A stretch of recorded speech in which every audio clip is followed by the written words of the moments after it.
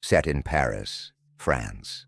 The story focuses on a hitman, let's just call him the Killer, who is on a mission to eliminate a target rumored to appear in one of the hotel rooms directly across from the building where he's hiding. The Killer has been waiting for 5 days, having deliberately rented a room in an empty building just to stake out his target from afar. The Killer is a professional hitman, meticulous, organized, and highly disciplined, as proven by his patience in waiting for a target who, up to this moment, has shown no signs of appearing. The Killer is seen wearing a watch that measures his heart rate, a tool that helps him monitor his physical condition, which, of course, greatly impacts the success of his execution. It's known that over decades as a hitman, the Killer has never once been caught or made a mistake. In fact, every mission he undertakes is untraceable by the police. Imagine 24 hours a day for 5 consecutive days, just sitting still, waiting for the target to show up. Clearly, this kind of job isn't suited for someone impatient. It requires extraordinary patience, possessed only by certain individuals. The Killer himself claims he's not special or extraordinary, just different in terms of focus. To eat, the Killer has to go out and buy food himself. He deliberately dresses like a German tourist because, based on his research, Parisians rarely interact with German tourists, which helps maintain his disguise. Thus, it can be concluded that the Killer plans everything meticulously, even for the smallest details, like brushing his teeth or washing his face. The Killer sprays his surroundings with a neutralizing liquid to eliminate DNA traces.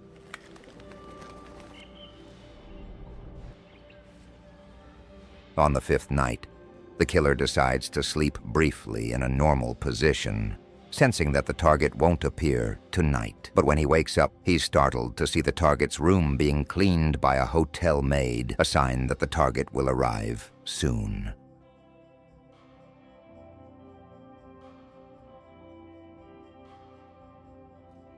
After preparing his long-barreled rifle, a woman appears, likely an escort hired to greet and entertain the target.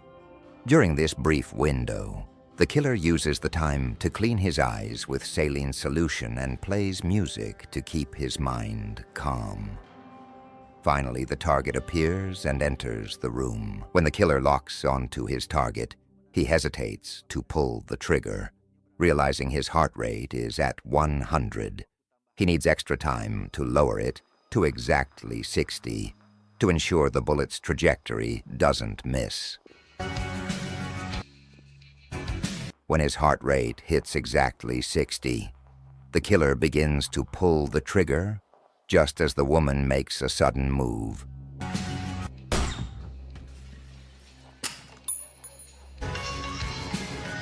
And so, for the first time, the Killer fails his mission. He quickly packs up his gear and flees on his Vespa before the authorities notice his presence.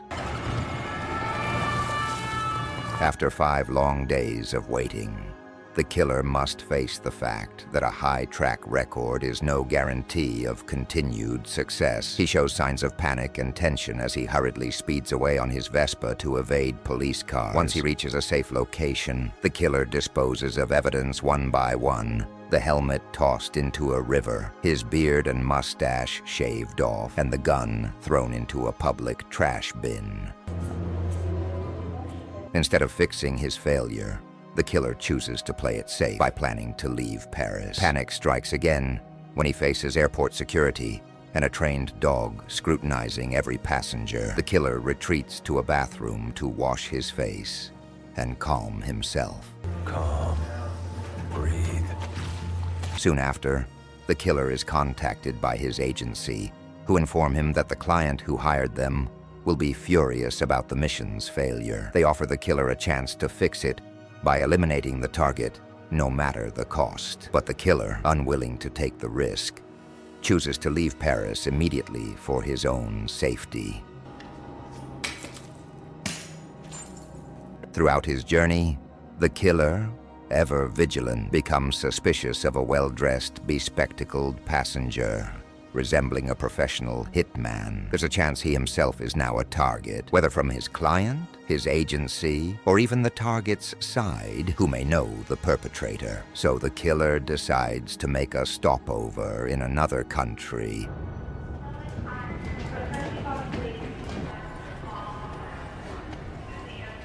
Even in the hotel, the killer remains wary of potential threats. This drives him to implement his own security protocol, placing a glass and bottle cap in front of his room's door and sleeping in a sitting position with a butter knife placed beside him.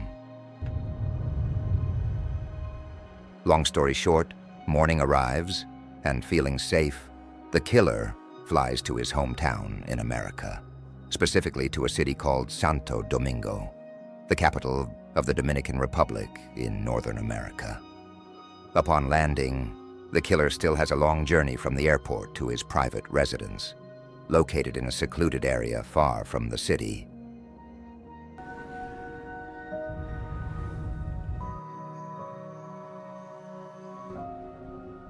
Arriving at the front gate, the killer finds boot prints and scattered cigarette butts, clear signs that a stranger has entered his property.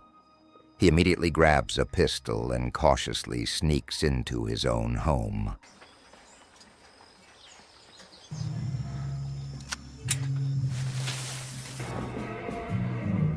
The killer is utterly shocked to find his house in disarray, with bloodstains everywhere. It's not the house or possessions he's worried about, but the sole occupant, his beloved wife, who lives here alone. After contacting the authorities, he learns that his wife is currently in the ICU, recovering from an attack by unknown assailants.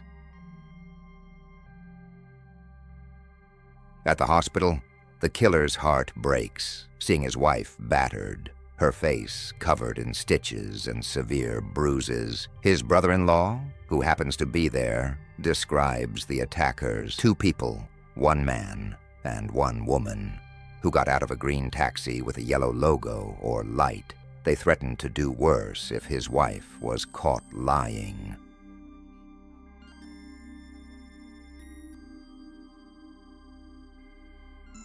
After speaking with his brother-in-law, the killer approaches his wife, who is now conscious. It seems she knows the truth about her husband's profession and kept it a secret. That's why she was brutally beaten by the attackers. She protected the killer's identity out of her deep love and loyalty. If I don't survive, Get some rest now. Furious about what happened to his beloved wife, the killer digs up the backyard to retrieve his work equipment, determined to hunt down the two attackers to exact revenge. He uses his brother-in-law's description of the taxi's color and logo to scour the city for it. After a day of searching, the killer finds the taxi and follows the driver to locate the company's headquarters. Once he knows the office location, the killer enters to gather information about the driver who transported the attackers. After identifying the drivers, the killer disguises himself as a passenger. Armed with a pistol and a cold demeanor, the killer orders the driver to head to a secluded spot and demands details about the attackers. The driver describes the woman as slim and the man as tall, muscular, with a menacing face. After getting the information he needs, the killer reluctantly eliminates the driver to remove a witness. Based on the driver's description, the killer concludes that the attackers are likely professionals accustomed to killing. He decides to fly to New Orleans, where his agency is based.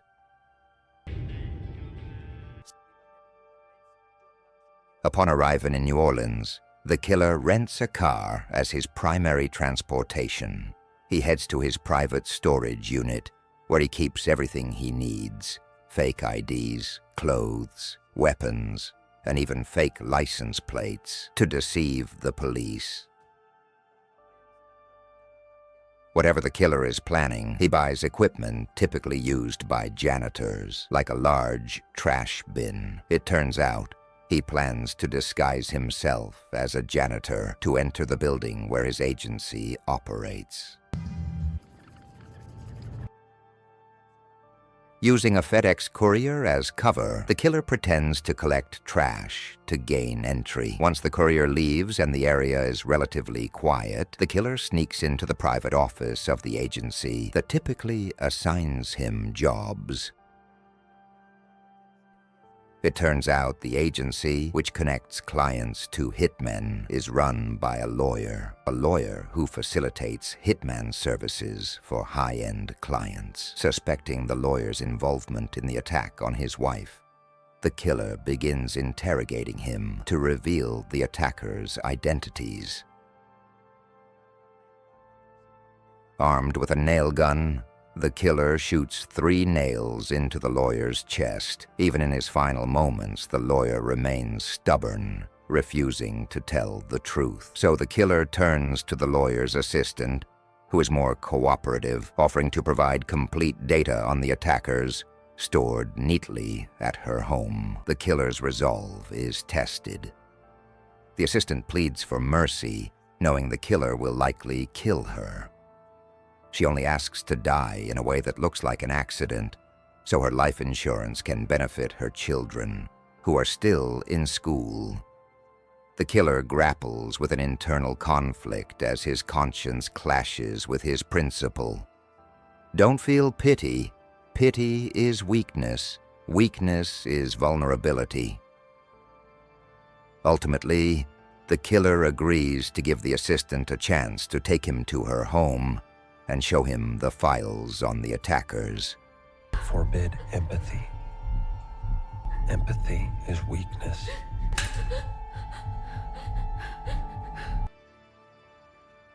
To cover the lawyer's tracks, the killer stuffs his body into a trash bin and casually wheels it through the elevator, just as 2 people enter. Unexpectedly, one of them jokes about a body in the trash bin, unaware that there's actually one inside.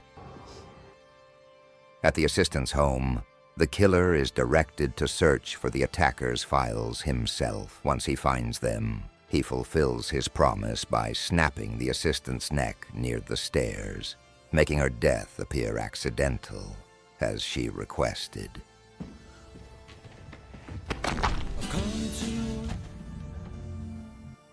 With all the information he needs, the killer now only has to dispose of the lawyer's body. He travels to another city by ferry, dumping evidence into the sea and leaving the lawyer's body under a rural bridge, making it nearly impossible to solve the case. Done with the lawyer, the killer heads to Florida, the residence of one of the 2 attackers. Upon arriving, he sees the attacker, who matches the taxi driver's description: tall, muscular, with a menacing face, and even owns a pit bull. The killer must wait patiently until the attacker is off guard or asleep to make his revenge easier.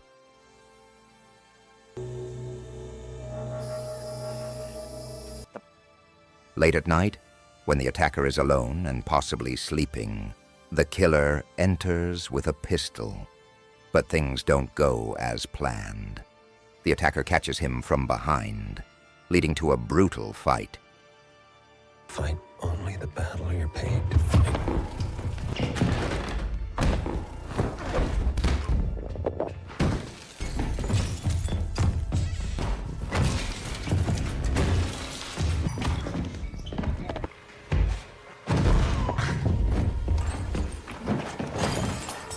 Though outmatched in strength and size, the killer's superior tactics and intelligence give him the upper hand. The attacker sustains severe injuries, but astonishingly, manages to get back up while the killer hides in a room. Just as the killer completes his mission, The attacker's pit bull lunges to avenge its master. The killer quickly runs out, locks the gate, and throws a Molotov cocktail to erase evidence of the crime scene.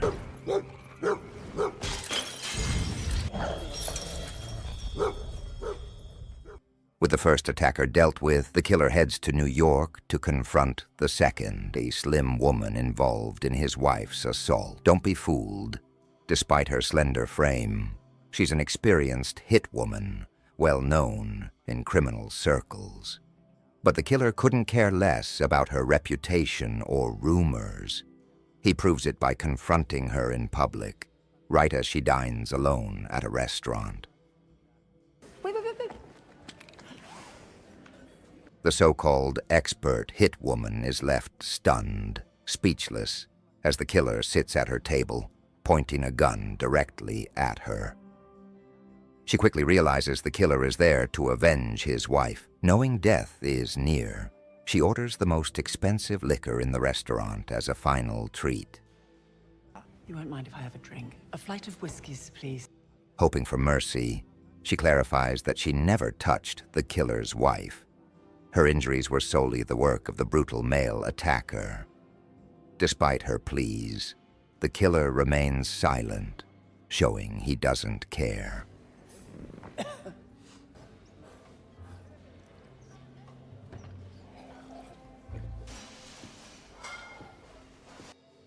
He orders her to leave the restaurant and walk to a secluded spot.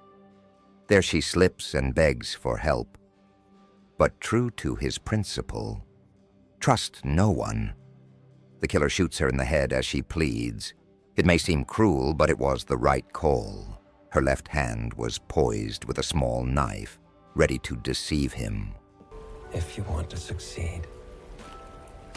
With both attackers eliminated, the killer now only needs to confront the client who started this mess. The client is a wealthy businessman caught in a rivalry with the killer's original target. That's why he hired the killer, to kill his competitor. Fuck it. At the client's residence, the killer finds the apartment door uses a special key card, impossible to break. So he postpones his plan and buys an apartment keycard duplicator online. He then tails the client to his business, where he steals a janitor's keyring containing spare locker keys. The killer waits for the client to leave the locker room, then searches it, takes the apartment keycard, duplicates it with his device, ensuring the client suspects nothing.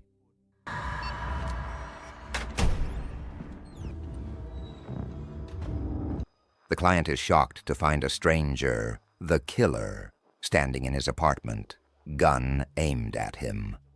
Mistaking him for a robber, the client soon realizes the killer is the hitman he hired.